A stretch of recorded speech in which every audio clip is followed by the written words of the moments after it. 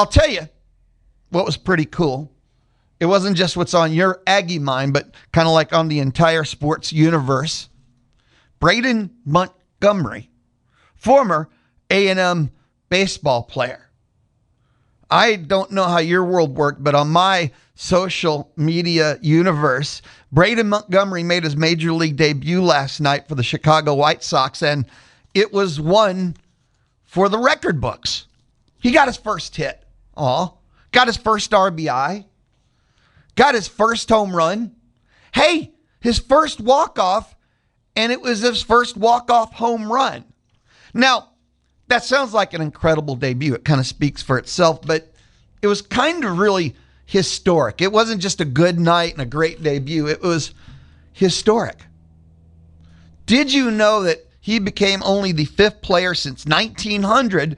And that's a lot of players, and that's a lot of time. But he became the 5th player since 1900 to hit a walk-off homer in his MLB debut. And when you looked up everywhere, MLB official, Chicago White Sox, people that just love the game of baseball, were celebrating Braden Montgomery's debut because it was that level of awesome. It truly, truly was. It deserved that level of celebration. So, again, first hit, first RBI, first home run, first walk-off home run. Braden Montgomery, the toast of all of sports last night, I felt like. I mean, if you're a hockey fan, maybe Carolina, evening up the series. But in the Louie Bellina universe, Braden Montgomery was the story of the night. And former A&M baseball player, Braden Montgomery, stealing the story, stealing the sports headlines. There is a whole lot of awesomeness involved with that. I think his mom put out the tweet, how happy, joyful was she? That was pretty incredible. A lot of awesomeness involved. We'll continue on the diamond. Again, the Braden Montgomery night. That's one of those moments that, I don't know, maybe a walk-off in the World Series. Like, how is he going to top that? How special, memorable. It'll be pretty hard to top. Maybe an ALCS walk-off to advance the team. It's going to take something at that level to top. Woo! David in H-Town texted and said, Louie, it was 80s night too. So they were using 1980s graphics. No mention of that. No mention of that. 979-693-1150. 979-693-1150. You can light up the Texas Mobile and Loop Express inbox. Like I said, how many other moments await him that can top his debut? I hit for the cycle. Would that even debut? Would that even trump his debut if he hit for the cycle? That was like only 5 players since 1900.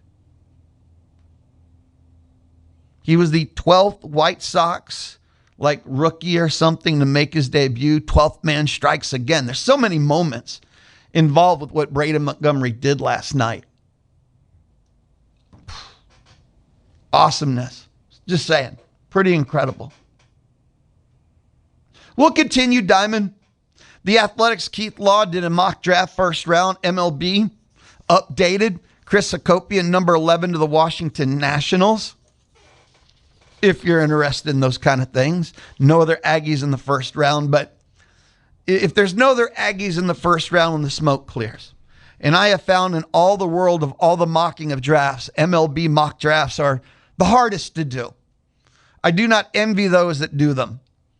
What MLB teams do in the draft and why, I feel like is the hardest, the most mysterious.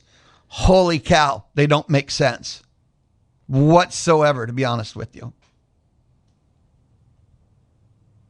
That's just the honest truth of all of it.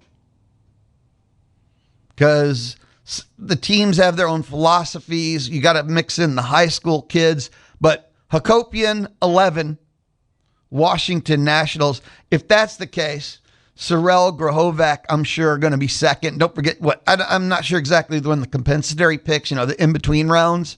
So, yeah, and the worst case would be third for any of the players I just mentioned. But Hakopian first, number 11, Washington, which tells me like Sorel, Grahovic could be second round picks or sandwiched in those rounds. That would be my predictions.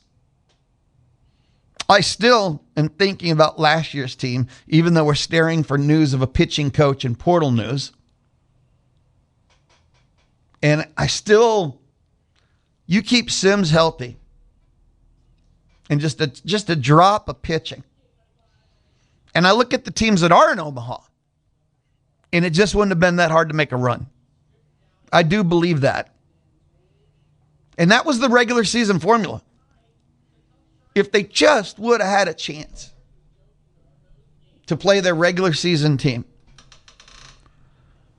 I'm just telling you, I think they could have had a chance because before the season, before SEC play, after the first month of SEC play, it was the same thing. Host a regional, and they should have been able to mash and bash their way through that, get to a super, throw a coin. And I look at the Omaha 8, and A&M beat some of them. I think A&M could have been an Omaha 8. A&M went toe-to-toe with some of them, even the ones they did. I look at OU being there. OU was not a top 10 team. Now, their draw in the postseason worked out well. And sometimes that's part of the storyline too. And A&M got a USC team that was the number 1-2. When you're 12, like A&M ended up being screwed into, and you can't host another SEC team that might have been, that whole 12 thing bit them, now that you look at it. But still, A&M didn't control their own destiny. A&M didn't show up for the 2 USC games. So you can blame the committee, but A&M has blamed too, obviously. Obviously.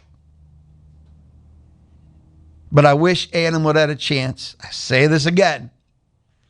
And with Sims out, they didn't.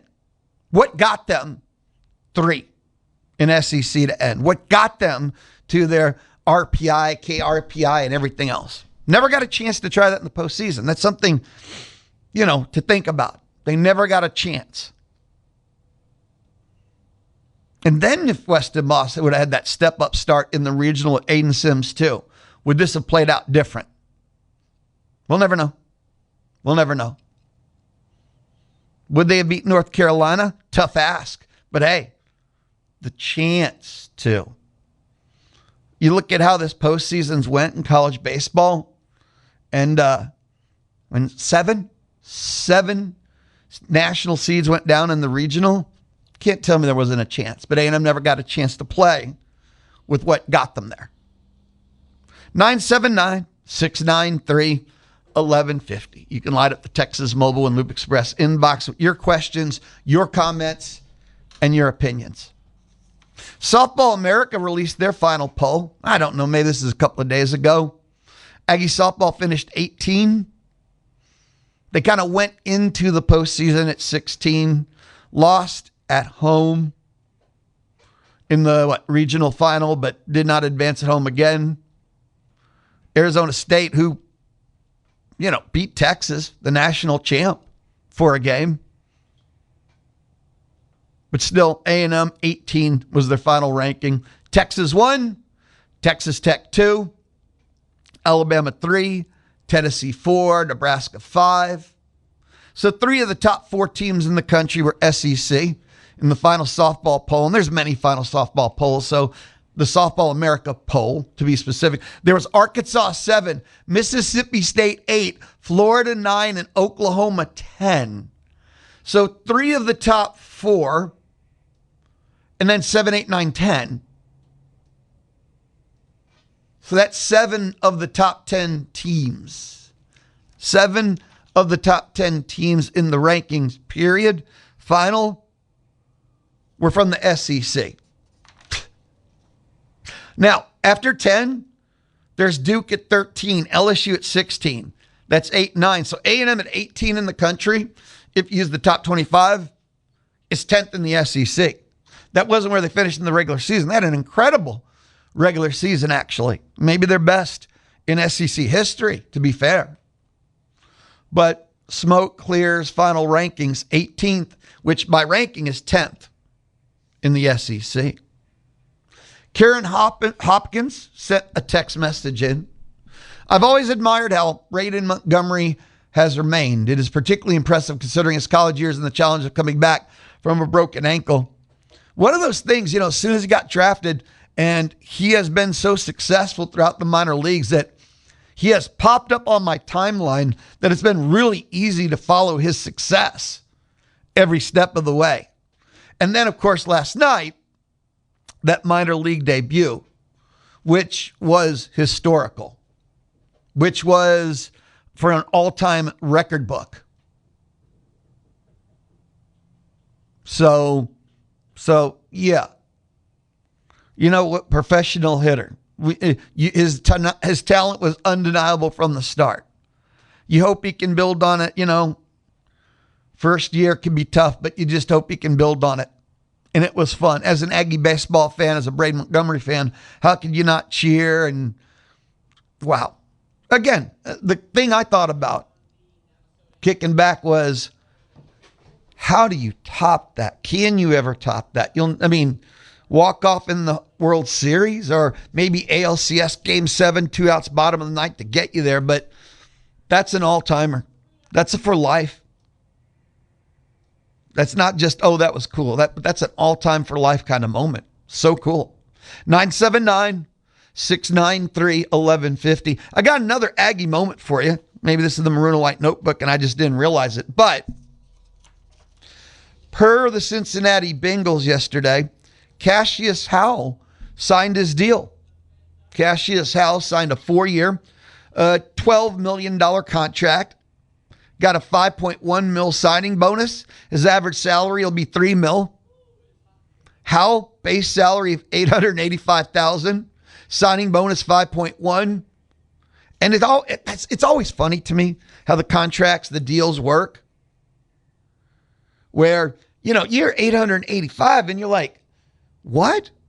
Sounds like he's not making much for the NFL and the damage they do. Signing bonus. It's all because that's the guaranteed now money. $5.1 million. Get paid now. And then you see that base, $885?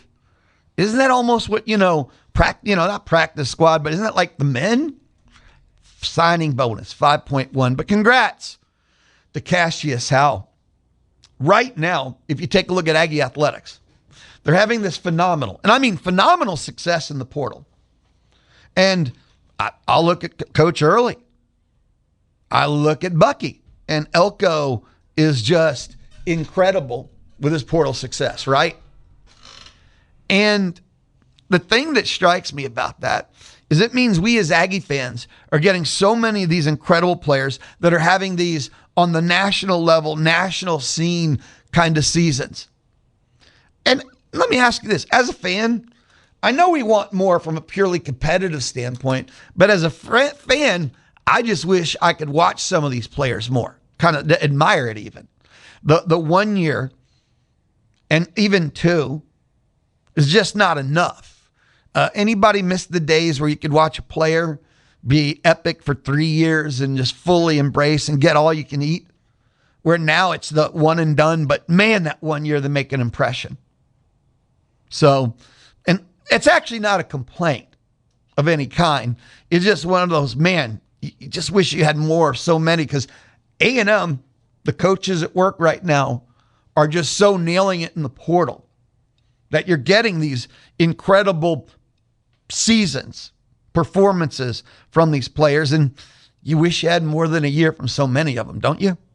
When we return, up next on the Louie Bellina Show, presented by CC Electric, built on faith, family, and community, Chip Howard, 4 to 6 weekdays here on The Zone, joins me inside the Charles Schwab studio. It's the Louie Bellina Show, Wednesday on The Zone. The Louie Bellina Show. Dial 979-693-1150. Hello. To visit with him. Hello. Or to win. Hello. On the D4 Land Services Hotline. Dial 979-693-1150. The Louie Bellina Show from inside the Charles Schwab studio. It is the Wednesday edition. Joining me inside the Charles Schwab studio each Wednesday, well, right about now, 11:20, it is Chip Howard of Chip Howard Sports Talk. Chip, how you doing? Good. You've had an epic week and it's Wednesday. Yeah, I'm about done. That's very true, too. Yeah. Fridays, we don't see you. This Friday, I believe it's Ryan. And you're not going to see me tomorrow either. Where are you going? I'm working for the listener tomorrow. I don't know what that means. You've been 50 years on air and nobody knows what that means. Always working for the listener. What does that mean? Even when I'm not on the air, doesn't mean I'm not working for the listener. So. Working hard. Yep. Hardly working? No, working hard. So Monday was the book Pressure, the movie. Oh, that's where that went. Yes. I went to see it Saturday, and I had the director, and he wrote, directed, produced it. Really, really good movie. Really highly recommend it. And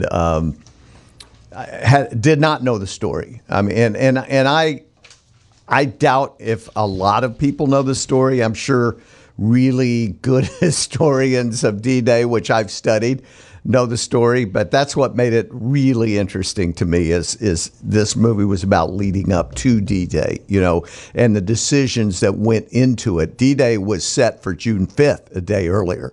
And one of the two meteorologists said, "We cannot go. You will lose thousands of men with the weather."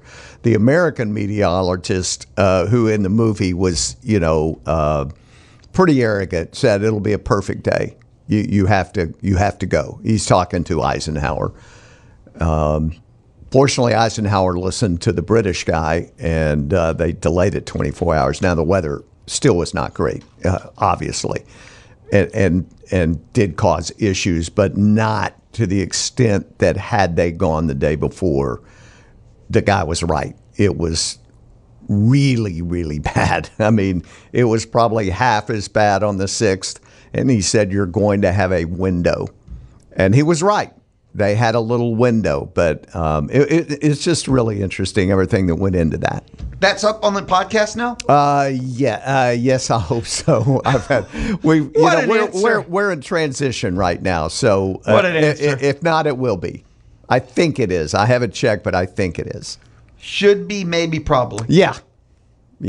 Sounds incredible. Yeah. Today, Anthony Maras, Maras, is who do you the have director. today? Today, Richard Pryor's daughter, Elizabeth, she has written a book on her famous father and on her study that her father really kind of jump-started on language and how we view certain words.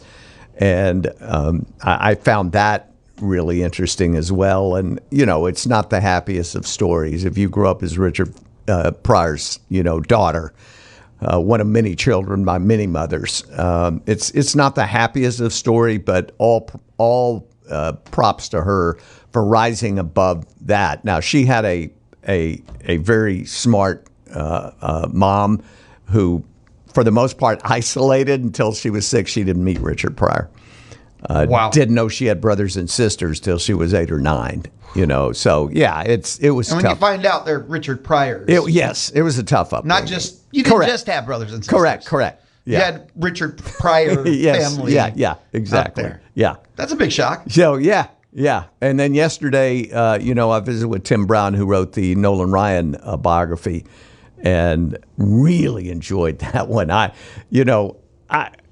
Most of us who grew up in Texas know about Nolan. We know a lot about Nolan. I've covered Nolan for 40 plus years and covered him with the Astros, covered him with the Rangers. I just thoroughly enjoyed this book. I thought he did a terrific job. And for a guy outside of Texas, trying to get into what makes Texans different, what made Nolan a Texas hero, right, to so many, I just thought he did a really good job. Tell me, what did he bring that you didn't know about Nolan Ryan before? Because Nolan Ryan's been covered. He has been covered. There were certain things, Lou, about kind of behind the scenes stories. We don't have time to go into all of that. You did a whole interview. He brought more detail into the Rangers fight with John Daniels, certainly, and how badly that hurt him. His wife Ruth was the one that told Tim most of that. Nolan wasn't going to come out and say, how badly he hurt was hurt when the Rangers sided with John Daniels and let Nolan go. There was some more, made me even madder than I've always been about it, but some pretty good behind-the-scenes stuff there. Growing up in Alvin, just a lot of details about, how he grew up, what his family was like, what his dad was like, and the work ethic his dad brought with 2 jobs, helped Nolan roll Houston Post at 2 a.m. and throw the paper route because he needed the extra money as well as Nolan did. Nolan didn't grow up with a lot, and I enjoyed that part of it. Okay. For sure. That was the whole thing, man. Yeah, no, you're right. Anything Nolan, watch anything Nolan, but always want something. Yeah, Just you give want me something. And I thought he did a really good job. The Stanley Cup Finals. Oh, my gosh. I thought they were starting off kind of muddy. Oh, my gosh. And now it's turning into a classic. It's classic. It's already classic. I want 7. I think it will go 7. It's at least going 6 in every game. Oh, my goodness gracious. It is just wild. And I tell you, I think the reason it's wild, Lou, because the goaltending is so erratic. So we've had high-scoring games. And 5-4, 5-3. Non-hockey fans want that. I get that. I'm fine with it. It's entertaining. But, man, the ups and downs, the 3-goal leads are nothing. The 4-goal leads are nothing. They just disappear. And I really think a lot of that is the inconsistent goaltending that we've seen from both teams. Inconsistent because the other team's so good, or truly just the goaltenders? I think it's a little of both. I really do. I think it's a little of both. The coaches were trying to explain it yesterday. I was listening to them. They go, we've got some veterans, but these guys are so skilled. Everybody is so skilled now, which we know, So I think it's a little of both. Little column A, little column B. Yeah. But man, it makes for entertaining hockey because it's 4-0 and you're turning it off normally, right? And it's like you cannot turn off a 4-0 game in this series. Oh, no, well, not when you score 3 goals in 19 seconds. Yeah. No, 39 seconds. 39 seconds. Yeah, 2 and 10, That's 3 insane. and 39. Yeah, it's not as insane in a regular season, middle of the season, where teams have traveled and tired and they don't care. You got backup goalies in. You're in the shuffling Stanley your lines. Cup Players Finals, are injured. It's insane. It's just it's been very entertaining. And I fear that not a lot of people are probably watching because of the 2 teams. They're not big market, quote unquote, teams, but very entertaining. I've heard you're a Texas Rangers fan. I am. What's your investment level heading into the summer? Oh, Lou, it changes day to day. I'm just texting Rusty last night. I'm sorry. So it looks like we're pitching batting practice out there, which it did. That was the 6th game in the last 3 weeks that they were trying to get to 500. 6 times they've been a game below 500 and needed a win, and they're 0-6 in those games. And as I told Rusty last night, 81 wins is now looking difficult to do. This team is just right at, I think they're going to be within 2 to 3 games of 500 most of the season.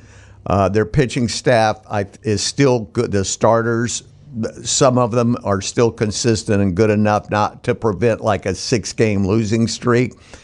They tried to have a 6-game winning streak. They almost got there, 5, and that's about as good as we could expect from a team that's inconsistent. They are getting some players back, like the Astros. They are getting some players healthy in the lineup. It will make some difference. So I don't know my expectations. Seattle's, I think, still the cream of the West. I think they're beginning to rise a little the more we play.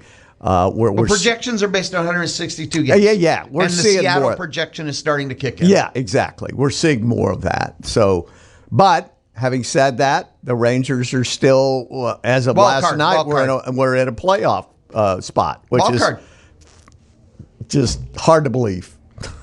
Yesterday, if you watch them every day, it's hard to believe. Yesterday, I spent almost my entire time with Joe Sheehan just talking about the wild card because the American League is getting destroyed so bad by the National League that it's suppressing the wild card race. Like, nobody can pull ahead because nobody can beat the National League. Which is really unusual given, the recent history between those 2 leagues. It's very unusual, but yeah, I mean, there are a lot of teams aren't very good this year.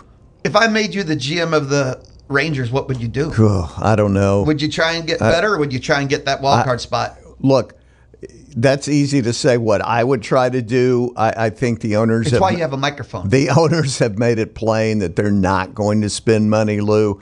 I think they're going to be sellers at the deadline in July. I really believe that. I think they're going to be sellers unless something really weird happens, which I don't expect from this team. The weird part is I think it's going to be a buyer's market because a lot of teams are going to be in the hunt. Right. Yeah. And by July, the Rangers still might be in the hunt. But having said that, I don't expect them to go out and make a deal like we've seen before. Right. Trying to get somewhere. I don't see that, especially if it stays close, within the Rays. So they need a big bat. They don't need upgrade bats even. They need such an impact bat that it's probably too expensive. What they need, they're probably not going to get. They need a couple of guys right now to be who they can be. But, the season's, a third over almost, I guess, give or take, or more. I don't know if we're going to see Corey Seager any different. I keep waiting for Evan Carter. I've talked about him every time we come on, and he's hitting $172, and it's like, he spent 30 minutes, Lou, yesterday apparently working on bunting, and then he needed to get a bunt down in the key part of the game and didn't do it. And as a result, they ended up, the next batter hit an ending double play, and that was the ball game. So you think about little stuff like this. It's 182 games or 162 games, and you think about just little windows. Well, that's a little window. If you're trying to get to 500 and you're battling for a wild card spot, I have seen this several times this year not executing. Defensively, Lou, they were the best team in baseball last year statistically, and they have really been bad defensively this year. What do you got today? Richard Pryor's I got Richard Pryor's daughter, Elizabeth. Scott Clendenin will be with me. Mallory will be with me for an entertainment segment. So for your last show of the week. My last show of the week. Big show. Yes, I hope so. 4 to 6 still? I think so. Good luck. Thanks, Lou. Chip Howard Sports Talk joins me inside the Charles Schwab studio. It is an every Wednesday thing here on the Louie Bellina Show, presented by CC Electric. Low cost, full service, best of all local. That is Schwab. You can visit Mark Sim right here in College Station. He's that best of all local at Charles Schwab. Mark Sim, eat here, sleep here, live here, goes to the games too. Go find him online. Go get you more information. Go to schwab.com/College Station. Charles Schwab and Company Incorporated, member SIPC. Visit zone1150.com and get the contact info for the Zone. Podcast of your favorite shows, listen live, and college football. Plus A&M athletic headlines. The Louie Bellina Show, just getting started, but like it's 11:37, right? We're out of here at 1 o'clock. And still to come, 12 o'clock, Tony Catalina, Gig'em 247 inside the Charles Schwab studio. 12:35, Bubba Bush of BVMMA Fitness. How many A's did I throw in there? BVMMA. It's only one. Maybe I threw a ton of M's. Joins us on the D4 Land Services hotline. If you ever need pond construction, forestry mulching, a metal building, a custom metal building from the ground up, check out d4landservices.com. So that's all ahead here on the Louie Bellina Show Wednesday style. Text messages. And you can always text me or any guest of the Louie Bellina Show like Tony or Bubba. Text 979-693-1150.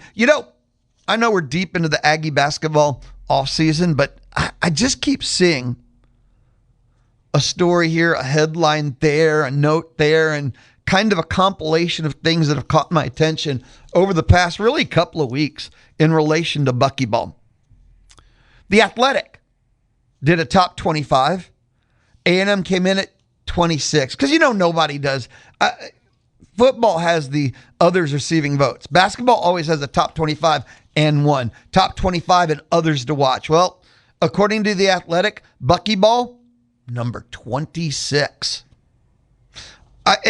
My mind blurs sometimes. Maybe it was with Olin, maybe it was Tony, and I think we agreed 26 to 35 is fair enough.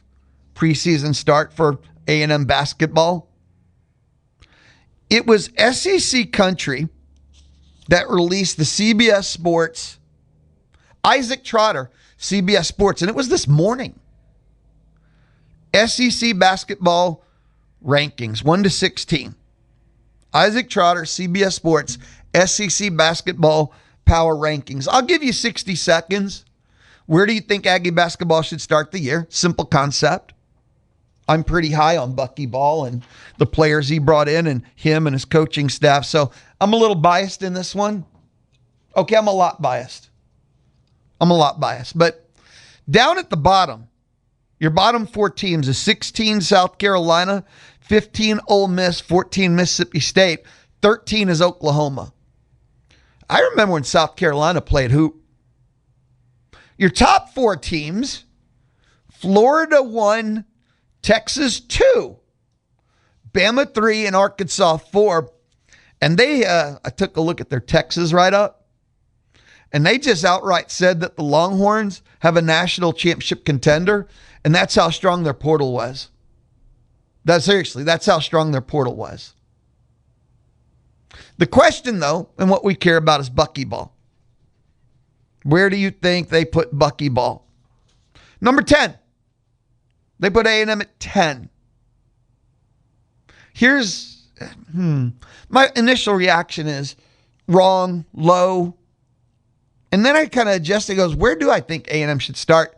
SEC, just as not the country, not the national, but where should A&M be ranked in the SEC? LSU is 9.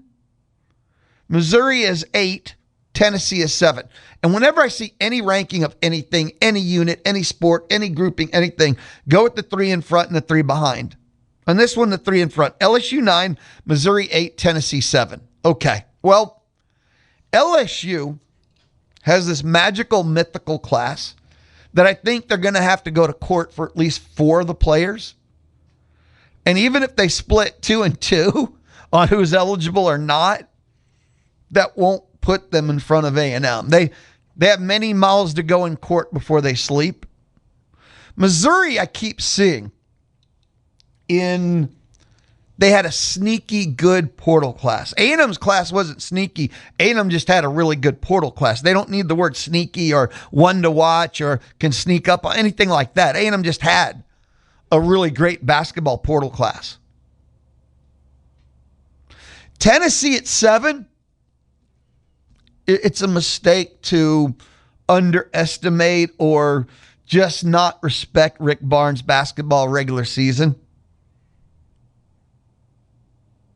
So the 3 in front, I would be hesitant to put LSU and Missouri in front of Bucky Ball, but I can't say gotta. I could say I expect. So I say there's arguments all around for all of them. Is A&M going to finish in front of, and here's the top 6. Vanderbilt, Kentucky, Arkansas. This is where Lou goes honest with you. I know that you look at me and go, Lou, you're a basketball god, college basketball genius. You're Norman Einstein of the hoop scene. I get it, but maybe not on that level. This is where maybe this summer I'll go find someone, I don't know who knows more about SEC hoops than me. I know, an impossible task, and get them to weigh in on this one. Because Kentucky, they're having some woes. And I don't know, this is 2 months ago, maybe 3 at this point, but they canceled their Gonzaga non-conference series. They said mutual, it was Kentucky. They're tired of losing in the non-con. It really is just that simple. So I don't know how scared I'm supposed to. I mean, we know they're always going to have players. Normally I'm not an idiot. Maybe that's a better, more accurate statement. Last week, I wasn't here on Friday, remember? We got the announcement that A&M's taking on Stanford in the SEC ACC Challenge. That's a December 2nd game. Tell me what you think. How would you rate, grade, call it what you want, A&M basketball's non-con schedule? Because I'm a big fan. You got November 19th at TCU. Then Thanksgiving, November 25th, 26th, 27th. It's the battle for Atlantis where Virginia Marquette and then either like Xavier, Memphis, Penn State, or Wake. And any combination of those 3 games are all, basketball, known schools. It's going to be a great 3 games in their non-con. Then it's the Stanford SEC ACC Challenge, December 2nd. December 12th is the return game with Florida State. That's down in Houston. My schedule says TBA Oklahoma State. I believe that's old news. I'm pretty sure the Oklahoma State game's actually set. So, A&M's non-con at TCU, Battle for Atlantis, where it's Virginia, Marquette, a TBD, then Xavier, Memphis, Penn State, Wake, Stanford, Florida State, Oklahoma State. I think it's a pretty phenomenal non-con schedule. And thinking back over the years and remembering some of the, Muttfest non-cons, great and great non-conference schedule. Keep me excited. Keep the fire going for Bucky Ball. Maybe the best way to put it. That's a great non-conference schedule. 979-693-1150. I did ask the question. Where would you start A&M basketball, Bucky Ball? SEC power rankings, not national rankings. And Jim said number 3, preseason hoops. Jim did say number 3. I'm buying all the Bucky stock I can, so I won't fight you on this. So number 3, would that be behind Florida 1, Texas 2, A&M 3, moving Alabama to 4 and Arkansas to 5 with Kentucky 6? 979-693-1150. I want to share this with you. We'll continue maroon and white, but football, it's from The Athletic, and they did every P4 team favorite off-season move. Every P4 team favorite off-season move. And I got to go break, timeout. You know how this works. Got to pay a couple of bills, so that's cool. What was your favorite A&M off-season move? I'll tell you what The Athletic said. I'll tell you what I said. We'll come back. But you got 3 minutes and like 20 seconds to text me. But what was your favorite A&M football off-season move? This is the Louie Bellina Show, presented by CC Electric. Residential, commercial, and industrial services. It's what they do at CC Electric. Your home for the Houston Astros is Sports Radio 1150 AM and 93.7 FM. The Zone. The Louie Bellina Show inside the Charles Schwab studio. First hour, almost not quite done. 12 o'clock, Tony Catalina, Gig'em 247, joins me inside the Charles Schwab studio.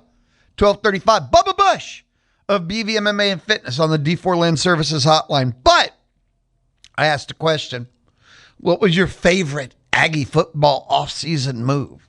The Athletic answered that question for every P4 team, and we'll see if you agree with their A&M answer anyway. I think it was hard to argue with it, to be honest with you. Their favorite A&M football offseason move was pretty simple. Well, I'll share a couple of other ones they did first. Mississippi State, bringing back DC Zach Arnett, which was fascinating because he was their head coach, and he made one of the most disastrous, I was stunned and shocked moves ever. You remember what Mike Leach passed away. They had to make a move quick. They brought in Zach Arnett, and then with no offseason to prepare, no personnel portals to do anything, he decided to change their entire offense with no time to actually make it work and ruin their best player on the team, the quarterback, who had perfected the system before. Like, it's one of the dumbest things I've ever seen. But he was a great DC. Fascinating. You know what they said for Texas? Landing Cam Coleman. That was their best offseason move. For Texas A&M, best offseason move, rating SEC schools for offensive linemen. And it's something that I'm seeing a lot of people are, latching onto as, because it's storylines and narratives, right? And a lot of people are latching onto, picking up on it. And I think it ties into A&M's returning production of being so shockingly 7 in the country was that tally in games, in starts, in snaps, any way you measure it. And the theme was, we lost experience, so let's go get SEC experience in the portal, starts and snaps and games. Who says we have to go through that whole process stuff? So, and that was A&M, according to The Athletic, best offseason move. I have trouble arguing with that. Maybe I missed something. Maybe you felt there's something that could be more essential towards 10-win regular season, i.e. college football playoff return. But it's simple. Elko, 4 offensive linemen needed to replace. So you got 4 former starters in the SEC rating other rosters. Their quote, by the way, from The Athletic, quote, "I'm pretty sure nobody else in college football was able to pull that off." Yeah. Can't say I followed every team in the P4, P5, P6, but even teams that desperately needed O-linemen, even some teams that maybe had higher NIL budgets, did not go get 4 starters in the SEC from other teams. It is kind of unprecedented, unheard of, and Elko pulled it off. So it excites me. And then I look at the work that Adam Cushing has done. That's the part. When you go pull off something like that, kind of unprecedented, unheard of, but then I look at who's going to get to work with them. Who's pretty incredible combination. Jeff Tipton in College Station says hiring Elijah Robinson. I'm pretty fascinated by that because his first run here was pretty epic. You know, I did not see D-line as a position that was struggling. We know that Elijah Robinson won't, hurt the position. And understand what I'm saying here. How much further can he upgrade it from putting players in the NFL the past 2 drafts consistently, but even if it just maintains or if he upgrades the recruiting at it. But it was a great move in the offseason. I'll say the moves that fascinate me the most that I think have this high-end potential upside is the 2 coordinator switches, where Elko at 2 years of SEC data, hiring from within. And some see it as a negative and, there's no change. Where's the innovation? But Elko knows what he wants, and these people know him. He knows them. And I don't think Elko did it because he was bored and just said, they already have a parking spot. It's easy. I don't think that was what went into the hire. Do you? And especially at the DC, that's his bread, butter, blood, his belief system, who he is. And remember, worked with him at Duke. So this is someone that is him. I believe that. So I am fascinated and believe in the insane upside of both of the hires. They got to go do it. Yes, that's the bottom line in everything in sports, isn't it? There is no middle on this. They got to go do it. But I'll say again, I find myself excited by the upside of both those hires. Some will be in fear of the downside. Okay, got to do it. I will never argue with that statement, but I'm excited by the upside of both. With Elko showing how methodical, analytical he is in every decision, why do you think he would be any different in his 2 coordinator hires? Because, I don't at all. And again, I don't think he would settle to stay in-house. All right, timeout and a return. You can text 979-693-1150, 979-693-1150. You can light up the Texas Mobile and Loop Express inbox. But when we return, up next, Tony Catalina. Oh, we got to ask him about that statement he made over the weekend. This is your home for Aggie football, basketball, and baseball. It's the Zone 1150 AM and 93.7 FM. Listen on the Zone app or online at radioaggieland.com or tell Alexa, play Zone 1150. Play Zone 1150. Listen live on your phone, smart speaker, computer, or the Zone app. Powered by Loyalty Plumbing, where craftsmanship and loyalty is their business. Visit loyaltyplumbingllc.net. Take the Zone and your favorite teams and shows with you wherever you go.